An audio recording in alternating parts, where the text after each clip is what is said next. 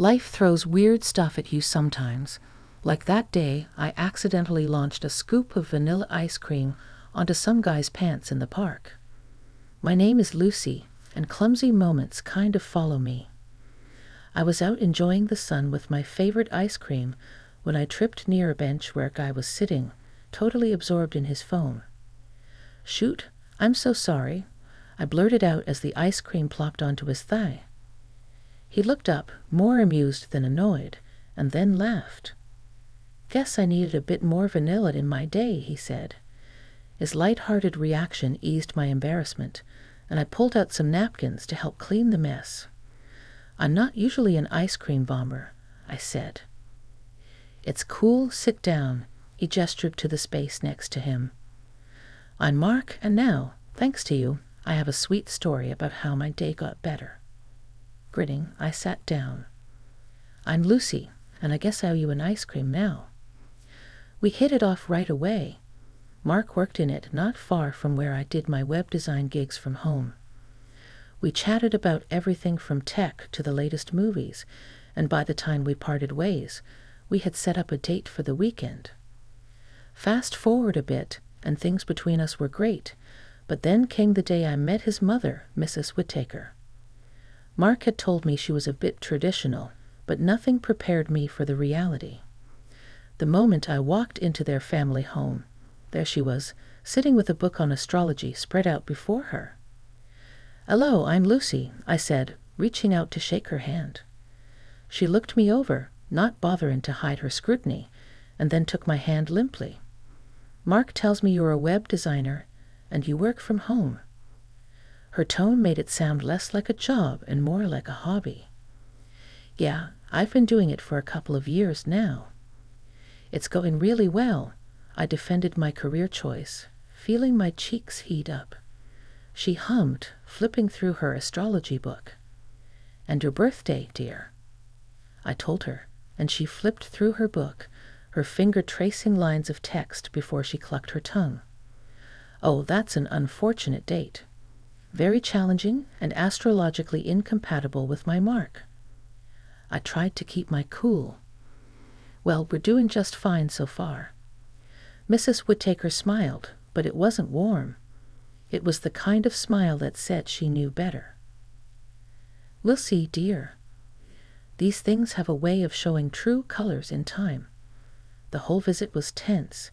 Every word out of her mouth was a subtle dig at me, my job, my background, even my taste in clothes. I got the clear message I was not what she had envisioned for Mark.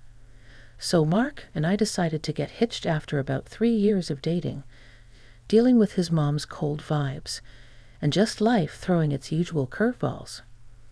We were solid, though. Nothing could really shake us. One lazy Sunday, while chilling and watching old comedy flicks, Mark turned to me, his eyes all serious, which was a rare switch from his usual grin. "Lucy, I've been thinking," he started, and I felt that weird flutter in my stomach, like butterflies going nuts. "What's up?" I asked, trying to sound chill even though my heart was doing somersaults. "I kind of want to spend the rest of my life watching bad movies with you. What do you say we make it official?"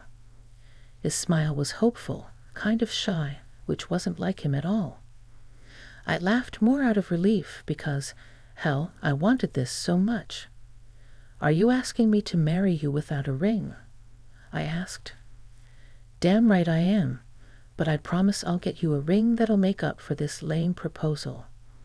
He was grinning now, confident, as he pulled me into a hug. Planning the wedding was a circus, especially with Mrs. Whittaker throwing her 2 cents in every chance she got. One evening, we were deciding on wedding invites, and she was there, peering over my shoulder like some kind of hawk. "You're not seriously considering this design, are you?" She frowned at the floral pattern Mark and I had picked out. "It's far too gaudy." "Mom, it's what we want." "I like it," Mark jumped in. "I like it too," I added, more to stand my ground than anything else. I wasn't about to let her bulldoze every choice we made. "It's your wedding," she sighed, looking anything but pleased. But remember, the invitation sets the tone for the entire event. The big day came faster than I expected. It was perfect, beautiful, even despite Mrs. Whittaker's constant hovering. Mark looked dashing, and when I walked down the aisle toward him, his grin was all I needed to see. We had our ceremony outdoors under this big old oak tree.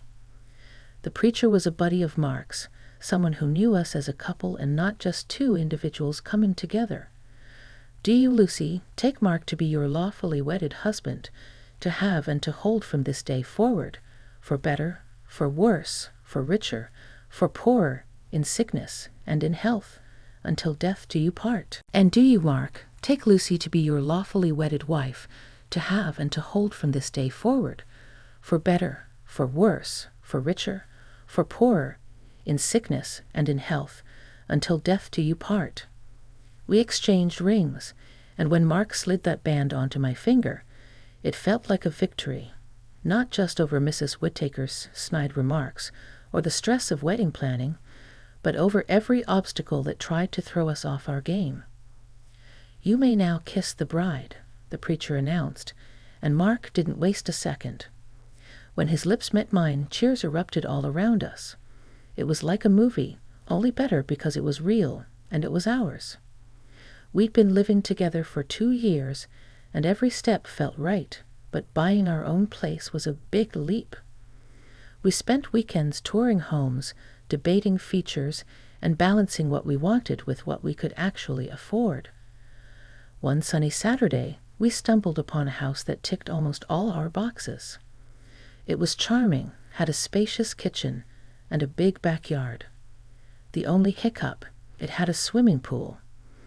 I had told Mark about my fear of water, a fear rooted deep from an incident in my childhood where I nearly drowned.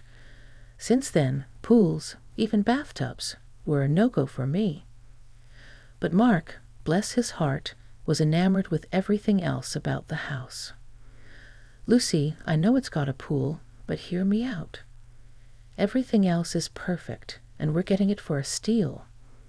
Mark tried to reassure me as we stood looking over the property. I chewed on my lip, considering the house was beautiful, and the price was incredibly reasonable for what it offered. Okay, but I'm not going near that pool, Mark. You know that, right?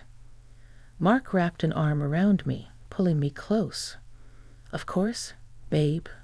We'll figure it out. Maybe down the line, we can even fill it in or something. For now, we don't have to use it. We moved in, and the place was a dream come true. The space, the neighborhood, it felt right. But it wasn't long before Mrs. Whittaker came over to see our new home, and I braced myself for her comments. She always had a way of making her disapproval known, especially about money and my job. As she walked through our new living room, her eyes scanned every detail, her lips pursed. Finally, she turned to us, her tone laced with skepticism. It's a big place, isn't it? Must have cost a pretty penny. Mark, you're sure you can handle the mortgage on this? Mark, ever the peacemaker, tried to smooth things over. Mom, we've got it covered. Lucy and I both put in for the house. It's not just on me. I chimed in, trying to assert my contribution, tired of the insinuation that I was just riding on Mark's coattails. That's right, Mrs. Whittaker. I work as well, you know. My web design job pays well, and it helped us get this place. She scoffed, clearly not buying it. Working from home on your computer all day? I don't see how that can bring in enough to afford something like this. It seems more like a hobby than a real job.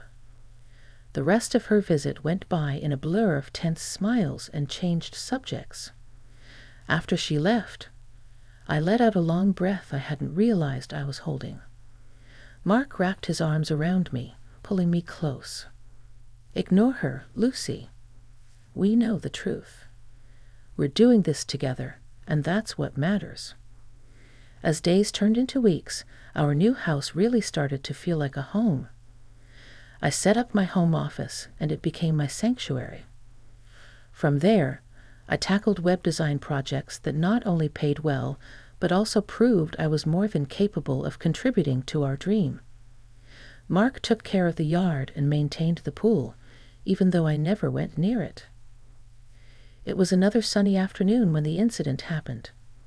Mrs. Whittaker had decided to drop by, supposedly to bring over some of Mark's old stuff from his childhood, but I knew there'd be more to it. She always had a knack for turning a kind gesture into an interrogation. We were out in the backyard, me trying to make small talk, when her eyes fixed on the pool. "Lucy, I never see you or Mark in that pool." "Don't you ever swim?" The question caught me off guard. I took a deep breath, deciding maybe honesty would shut it down. "Actually, I'm afraid of water. Had a bad experience as a kid. Almost drowned. Haven't been comfortable around pools or large bodies of water since." Her expression shifted from curiosity to something I couldn't quite place. Was it disbelief? Disdain? Whatever it was, it didn't feel supportive. "Well, that's just unusual, isn't it? A grown woman afraid of a little water," she scoffed, and I felt my face heat up in embarrassment. I tried to laugh it off, but the conversation left a sour taste in my mouth. Later, I found out it wasn't just a sour conversation. It was the start of a rumor mill. Mrs. Whittaker, in her infinite wisdom, had decided to share my fear with her circle of friends and family, embellishing the story to make it sound like I was mentally unstable because of my phobia. The news came back to me through a friend who'd heard it from someone else. "Lucy, is it true what they're saying? That you're too scared to even look at your own pool?" Hurt and betrayed, I confronted Mark. He was curious when he heard about it. "She did what?" "That's it, I'm talking to her. This has to stop." Mark confronted his mother, and the fallout was epic. He told her in no uncertain terms that her behavior was unacceptable. In response, Mrs. Whittaker's attitude only got worse. She accused me of being manipulative, of keeping her son away from her. One afternoon, she called me directly, her voice shrill and accusing. "You're just trying to keep me out of the house." "What are you hiding, Lucy? Meeting someone else while my son is at work?" Her words were venomous, intended to wound. I was shocked. "Mrs. Whittaker, that's ridiculous. I would never cheat on Mark. You know that." But she was beyond reason. "Oh, I know your type. You think you're so clever, but I know what's going on. I told Mark about the call and couldn't believe it." She said, "What?" "Now that's crazy, Lucy. You know that's not true. And I know that's not true." He laughed it off, but I was shaken. The fact that his mother would go to such lengths to paint me in a negative light was disturbing. Mark agreed and decided that we needed to set some boundaries. Visits from his mother became less frequent, and when she did come over, Mark made sure he was there to mediate. Life started feeling a bit off.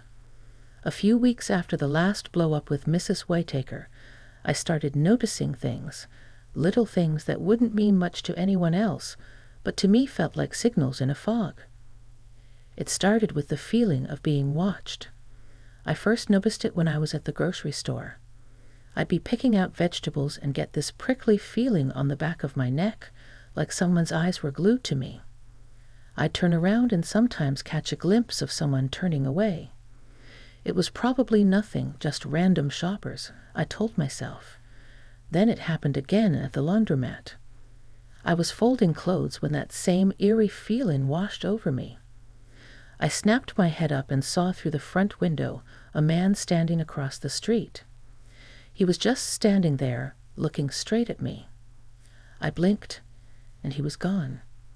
"You're being paranoid, Lucy," I muttered to myself as I shoved the folded clothes into my bag. But the real kicker came one evening at home. Mark was late from work, and I was in the living room catching up on some web design work. I felt it again, the stare. I peeked out the window, and there he was, The same man from the laundromat across the street, barely visible in the dim streetlight, but definitely there, definitely watching. I called Mark immediately, my voice a notch higher than usual. "Mark, I think someone's been following me. I've seen him a few times now." Mark's voice was calm, almost too calm. "Lucy, love, you're probably just tired. You've been working so hard lately. Why don't you take a break?" I tried to listen to him, tried to think maybe he was right, maybe it was all in my head. I started doing more yoga, tried meditation, anything to calm down. But that nagging feeling wouldn't go away. I just couldn't shake the sense that I was being watched. Then it happened. I was leaving the grocery store, and there he was in the parking lot again. This time, I was ready. I quickly pulled out my phone and snapped a picture before he could walk away. I had proof now, not just jittery nerves. When I showed Mark the photo that evening, I could tell he finally saw what I was seeing. "Okay, that's not normal," he admitted. Later that night, we were walking home from a nearby restaurant when Mark suddenly grabbed the arm of someone passing by. It was him, the man from the photo. "Why are you following my wife?" Mark's voice was tense, his grip tight on the man's arm. The man looked cornered, his eyes darting around before settling on a resigned sigh. "Look, I'm a private investigator. I was hired to keep an eye on her. That's all." Mark's brow furrowed. "Hired by who?" "Your mother hired me. She wanted proof of infidelity," the investigator confessed, almost ashamed. Mark was livid. He pulled out his phone and dialed his mother right there. "Mom, what the hell are you doing hiring someone to follow Lucy?" "That's it. You're out of our lives until you can behave like a decent human being." The conversation was heated, and by the end of it, Mark was shaking with anger. He apologized to me 1,000,000 times on the way home. The next day, he went out and bought cameras for every corner of our property. "No one's going to invade our privacy like that again," he promised as he installed them. After everything that happened, Mark suggested we take a vacation to clear our heads. "Let's just get away from all this drama, Lucy. Just you and me somewhere peaceful," he said one evening as we sat exhausted on our couch, surrounded by the quiet of our home that suddenly felt too loud. I didn't need convincing. "Yes, let's do it. I really need a break, Mark." We decided on a little cabin up in the mountains, away from everything and everyone. It was perfect. The air was fresh, the scenery breathtaking, and most importantly, it was just us. No distractions, no unwanted intrusions. Up there, surrounded by the serene beauty of nature. I could feel all my tensions melting away. We spent our days hiking and our evenings cuddled up by the fire. I could breathe again, laugh again, and just be me without worrying about who might be watching or what they might be thinking. When we returned home, I was glowing, not just from the mountain sun, but with a new joy. I was pregnant. We discovered it a few weeks after we got back, and it filled us with a happiness that was profound yet tinged with anxiety. I didn't want anyone to know yet, especially not Mrs. Whittaker. I was terrified that the stress she could bring might harm the baby, a little miracle we had waited for so long. Working from home made it easy to keep the pregnancy under wraps. I didn't go out much, and my belly thankfully stayed small, unusually small according to the doctor. But nothing to worry about, he assured us. "These things vary," he said during one of my checkups. "Every pregnancy is different." As my 8th month approached and it was getting harder to hide my condition, Mark and I decided it was time to share our joy. We planned a small celebration at our house, a baby shower of sorts, inviting all our relatives. Despite everything, I felt it was right to invite Mrs. Whittaker. Taking a deep breath, I dialed her number, my heart thumping in my chest. It rang 3 times before she picked up. "Hello?" "Hi, it's Lucy," I said, trying to keep my voice steady. "I wanted to share some news. Mark and I are expecting a baby. We're having a little get-together next week to celebrate, and we'd love for you to come." There was a pause long enough to make me worry I'd made a mistake.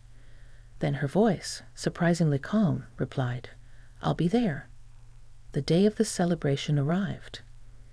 Our home was filled with laughter and chatter, relatives cooing over baby clothes and guessing if it would be a boy or a girl. I mingled, my hand often resting on my small belly, feeling the gentle nudges of our unborn child.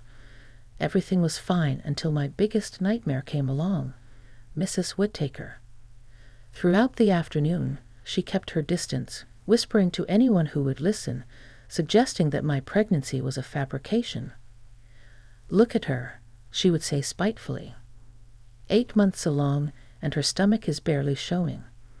She's made it all up to trap my son and get at his money. To my relief, her words didn't take root. The guests chuckled among themselves, rolling their eyes at her wild accusations. They knew her history with me, her relentless disapproval, and took her claims as just another one of her absurd stories. But Mrs. Whittaker was persistent. "I'll prove it to all of you," she muttered as she stomped off, her face flushed with anger or embarrassment, maybe both. Feeling a mix of dismay and a desire to finally put an end to all this nonsense, I followed her out into the courtyard near the pool. "Can we just talk? This isn't true, and you know it," I pleaded, my voice calm despite the churn of emotions inside me. Her face was contorted with anger. "Save it." "I know what you're up to," she snapped coldly. As soon as I turned away from her, desperate to convince her, I suddenly felt a hard shove from behind. My balance lost, I stumbled forward, the edge of the pool and the water rushing toward me in a blur of fear. Terrified, I fell into the water, the old panic from my childhood washing over me. Darkness edged my vision as I began to sink, my mind screaming for help. When I awoke, I was in a hospital bed, the sterile beep of machines filling the quiet room. Mark was there, his face pale and strained as he held my hand tightly. "How's the baby?" were the first words that tumbled from my lips, more a croak than a question. He squeezed my hand, his eyes glossy. "The doctors, they had to do an emergency delivery. He's in intensive care now," he whispered, the tremble in his voice betraying his worry. My heart sank, tears flooding my eyes as the reality set in. Our baby, our little boy, was fighting for his life in an incubator. The next morning, I woke up still in shock, the events of the previous evening replaying in my mind like a nightmarish loop. I was in the hospital, feeling weak but driven by a need to clear up the confusion. "Mark, you need to look at the security footage from last night," I said to my husband, my voice urgent but shaky. "Your mom, she pushed me into the pool. It wasn't an accident." Mark looked bewildered, almost refusing to believe what I was saying. "Lucy, are you sure? Mom can be harsh, but to physically push you, that just doesn't sound like her." "Just please check the cameras," I insisted, my gut twisting with the fear that he might not take me seriously. He nodded slowly, pulling out his laptop to access the surveillance system we had installed at home. The tension was palpable as he scanned through the footage, his face turning from skepticism to horror as the scene played out on the screen. "God, Lucy, I am so sorry." "I can't believe she would do this," he stammered, his face pale as he turned to me, the laptop forgotten beside him. He called the police immediately. The evidence was clear and irrefutable, leading to his mother's swift arrest. Mrs. Whittaker was charged, and the trial set. Her defense was that it was all supposed to be a joke, an attempt to prove I was lying about my pregnancy. She claimed she thought my pregnancy belly was fake and expected it to come off when I hit the water, exposing my deceit in front of everyone. But the video evidence, along with witness testimonies from the party, painted a different picture. The jury didn't buy her story of a harmless prank gone wrong. She was found guilty of assault and reckless endangerment. The judge was stern as he delivered her sentence of 3 years in prison. He also ordered substantial financial compensation for the medical bills and rehabilitation costs for our son, who had been born prematurely due to the stress and trauma of the incident. Mrs. Whittaker had to sell her house to cover the fines and compensation. As our son fought through his early months, undergoing numerous medical treatments and therapy to catch up in his development, the strain on us was immense. Every day was a battle filled with hospital visits, therapy sessions, and constant worry. But gradually, with relentless care and an array of medical interventions, he began to thrive. Throughout it all, Mark and I grew closer, our bond fortified by the trials we faced together. Our love for our son and for each other deepened in ways I couldn't have imagined. As Mrs. Whittaker's release date approached, I made a decision for the safety and well-being of our family. I petitioned for and was granted a restraining order against her. It prohibited any contact with us, and especially with our son. It was a tough decision, but necessary. The safety of our child was our top priority, and we couldn't risk any more disturbances in our lives. One evening, as we put our son to bed, Mark looked at me with a soft smile. "You know, despite everything, I feel lucky. We have each other, we have him, and we have a future." It was the end of a harrowing chapter, but more importantly, it was the beginning of a new story for us, one filled with hope, healing, and happiness.